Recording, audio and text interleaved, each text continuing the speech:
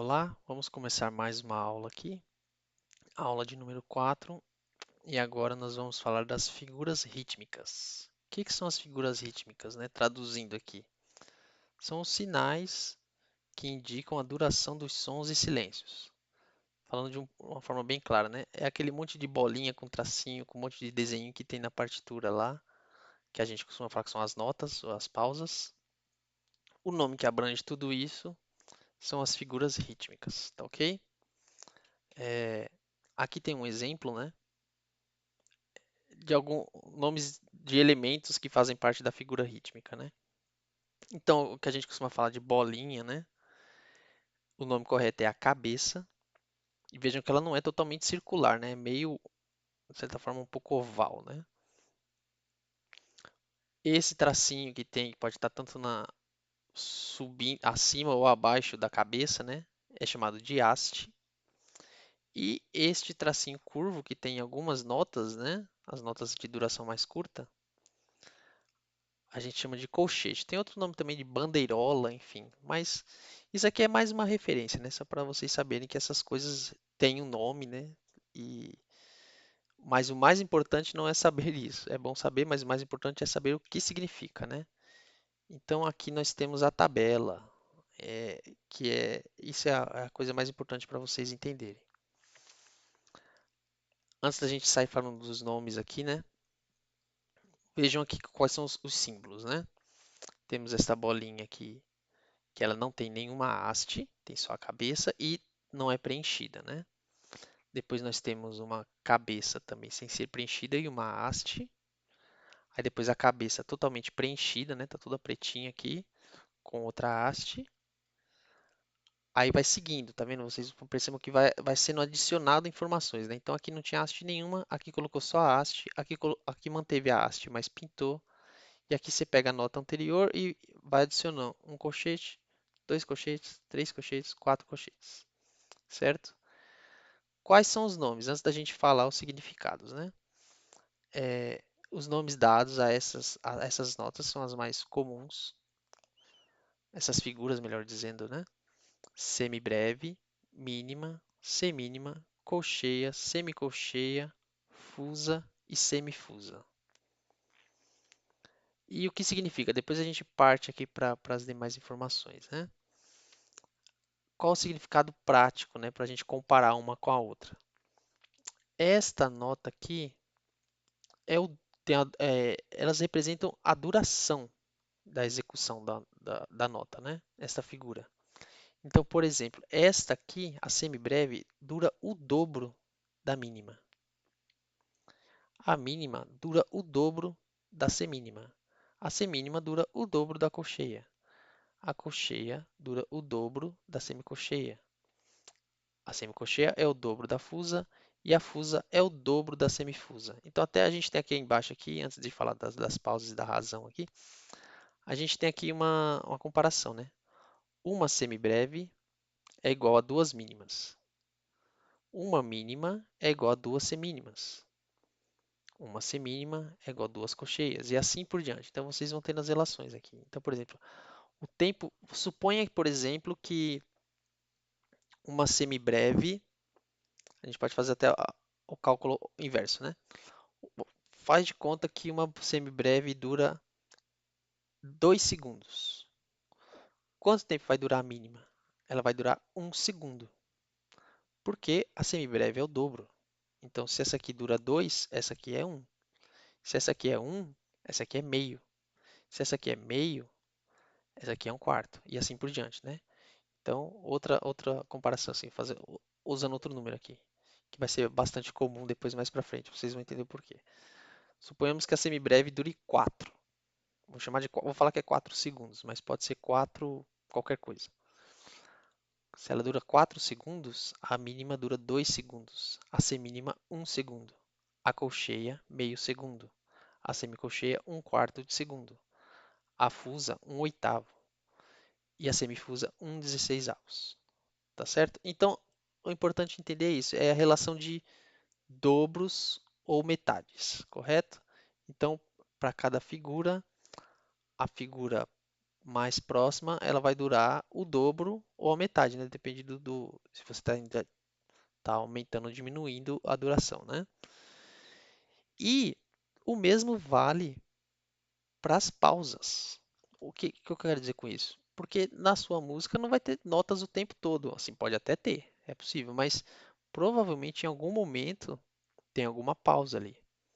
Por exemplo, vamos fazer uma coisa bem simples aqui, um parabéns a você. Parabéns a você. E aí para nesta data querida. Teve uma pausazinha ali. Essa pausa, ela também é representada na partitura. Não tem só os momentos que você está emitindo o som, tem os momentos de silêncio também. E da mesma forma que tem as figuras e essa relação de dobro e metade para as notas, tem também para as pausas. Então a pausa de semibreve é esse retângulozinho aqui pintadinho aqui pretinho, né, colado na parte inferior da quarta linha. A pausa de mínima é o mesmo retângulozinho, só que ele é colado na parte superior da terceira linha. Basicamente assim, não precisa, é bom saber, mas assim, visualmente é mais fácil lembrar isso, né? Quando é grudado, ele está abaixo da linha, de uma linha, ele é uma pausa de semibreve. Quando está acima da linha, é uma pausa de mínima, correto? Seguindo aqui, aí temos este símbolo aqui para a pausa de semínima, este símbolo para a pausa de cocheio, e aqui é mais ou menos a mesma ideia, né? Vai se adicionando esses colchetezinhos aqui, ó. Na colcheia, aí na semicolcheia vem mais um, na fusa e na semifusa, certo? E mais uma informação aqui. Ah, antes de eu falar da razão aqui, né? Uma outra forma também de agrupar é o seguinte: vamos supor que tenha. Isso só vale para essas notas que tem o colchete, tá? Suponha que eu tenho duas notas colcheias, uma ao lado da outra. Ou até mais, né? Mas é que aqui os exemplos estão com dois. Aí, em vez de você dar duas possibilidades de você representar, você pode colocar as duas notas, as duas figuras do jeitinho que estão aqui, né? Põe essa, depois cola ao lado e põe outra. Ou também pode aparecer dessa forma aqui. Aqui tem um tracinho, que é como se fosse um colchete. Então você já sabe que é uma união de colcheias. Mas são notas separadas, né? Você não está juntando as notas, a duração, né? Então, por exemplo, se a colcheia dura um segundo, aqui vai ter um segundo, depois mais um segundo. E vai tá, tá. Não vai ser tá, tá. Vai ser, aliás, desculpe. Não vai ser assim, por exemplo, se uma colcheia dura tá e uma semínima dura tá, aqui eu não estou transformando em semínima. Aqui continua, são duas colcheias. Então, em vez de ser o tá da semínima, são duas colcheias. Então, fica tá, tá. Ao mesmo tempo, eu executei duas notas, correto? O mesmo vale para as outras aqui. Então, se eu quiser ter notas vizinhas assim que tem colchetes, né? A gente pode ir colocando os colchetes aqui dessa forma, tá certo? Então, se aparecer esse símbolo aqui, você sabe que são duas colcheias. Se tiver três notas assim com um traço ligando elas, são três colcheias, assim por diante. E o mesmo vale para semicolcheias, aí ficam com dois, né? As fusas com três e as semifusas com quatro. Que aqui são o que a gente está chamando aqui de figuras agrupadas, tá ok? Por fim, aqui temos uma razão, é aquilo que eu falei dos dobros e metades, né? É outra forma de você representar também. Isso aqui depois vai aparecer bastante quando a gente for estudar a parte de compassos, especialmente a fórmula de compasso, mais para frente, tá bom? Então, mas essa aqui também, a razão, ela expressa aquilo que eu falei dos dobros e metades, né? Então, se a semibreve dura um, a mínima dura meio, a semínima um quarto, a colcheia um oitavo e assim por diante. A semicolcheia um 16 avos, um 32 avos, um 64 avos, certo? E aí, repassando de novo aqui, temos todas essas relações aqui, depois vocês podem dar uma olhada com calma, né? Mas é isso, por exemplo, uma semibreve equivale a duas mínimas, que equivale a 4 semínimas, 8 colcheias, 16 semicolcheias, 32 fusas, 64 semifusas, e assim por diante, né? Aí tem a relação para cada uma aqui, tá ok?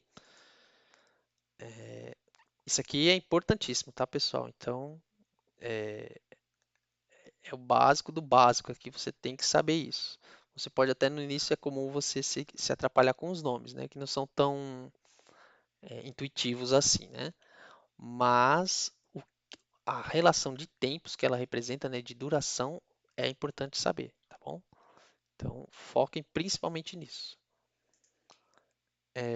Algumas informações extras aqui, né? Então, por exemplo, questão das hastes, né? Porque quando que está para cima, quando está para baixo, né?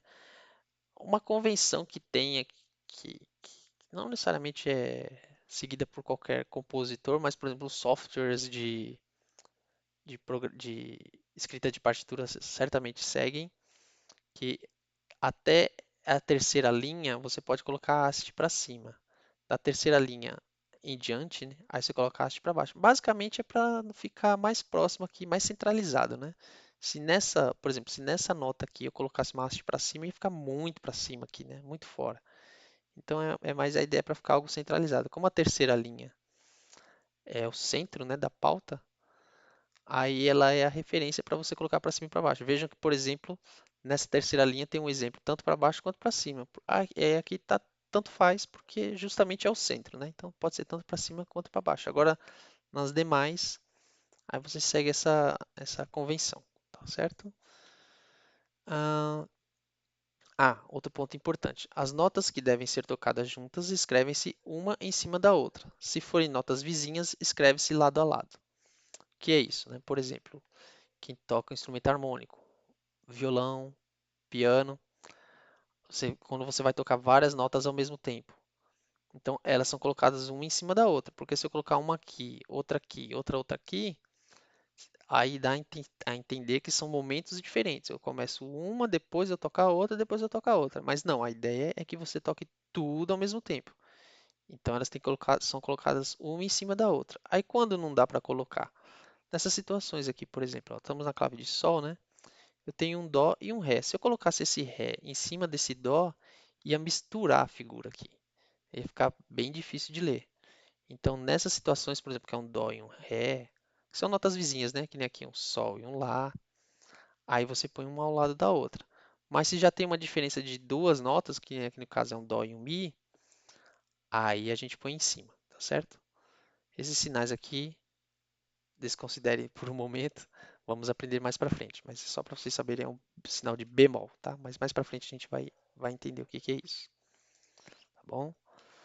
Ah, por último aqui, só recapitulando, né? Como eu disse, isso aqui é muito importante, então vocês têm que entender, é a base de tudo, é entender a clave para você localizar as notas na sua pauta, né? E entender a duração daquela nota, né?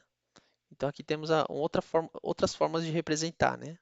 Aí você vê qual que você consegue fixar mais na sua mente, né? Então, por exemplo, aqui, ó, uma semibreve tem duas mínimas, aí cada mínima tem duas semínimas, cada semínima tem duas cocheias e assim por diante, tá vendo? E aqui é a mesma coisa, ó. Uma semibreve é igual a duas mínimas, que é igual a quatro semínimas, que é igual a 8 cocheias, 16 semicocheias, 32 e assim por diante, tá vendo? Então, aquilo que eu falei, a relação de dobros e metades, né? Se você está indo da maior para menor, você vai quebrando pela metade, né? E se você está vindo da menor para maior, você vai dobrando a duração. E aí na sua partitura isso vai estar tudo misturado, tudo misturado. Mas óbvio que isso é um nível de aprendizagem, né? Então, quando você começar a estudar, tanto o estudo teórico quanto o prático no seu instrumento, você vai começar com, como a gente costuma dizer, notas longas, né? Notas de longa duração. E aí, com o tempo, você vai introduzindo notas mais rápidas, mais curtas, melhor dizendo, e, e vai se aperfeiçoando de pouco a pouco. É questão de prática. Música é prática, não tem jeito. Não é uma coisa que você pega de uma vez, não. Você tem que ir se aprimorando e sempre estudando, tá ok? Então, por esse vídeo é isso, mas gravem bem. Se teve dúvida, volta o vídeo, porque esse é muito importante, é fundamental entender o que cada uma dessas figuras querem dizer, tá ok? É isso, muito obrigado e até o próximo vídeo.